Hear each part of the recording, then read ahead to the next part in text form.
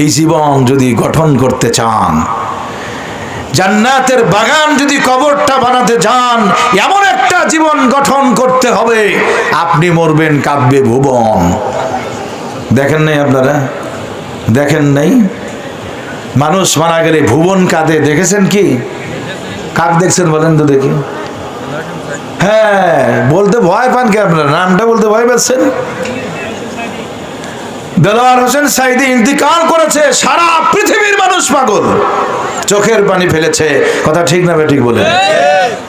কি জীবন গঠন করেছে, মৃত্যুর পরেও মানুষ চোখের পানি ফেলেছে। এমন জীবন গঠন করিয়েন না যে আপনার মৃত্যুর পরে এলাকার জনগণ বলবে শয়তান মরেছে, কুত্তা জানোয়ার মারা গেছে, গোটা দেশ এখন শান্তির মধ্যে থাকবে। এরকম জীবন গঠন করিয়েন না। আছে না সমাজের কিছু চামচা মারা গেলে পারে মানুষ আনন্দ ফুর্তি করে উল্লাস করে যে শয়তান বিদায় গ্রহণ করেছে।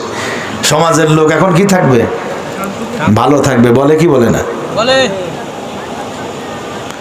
মরতে তো হবেই, বাঁচার কোনো উপায় নেই। টুডে টুমরো, কেউ বাঁচতে পারবেন না। অতএব এমন জীবন গঠন করেন, মৃত্যুর সংবাদ শোনার সাথে সাথে মানুষ বলবে যে একটা লোক মারা গেল আজকে। এটাই তো দোয়া। এটার নাম কি?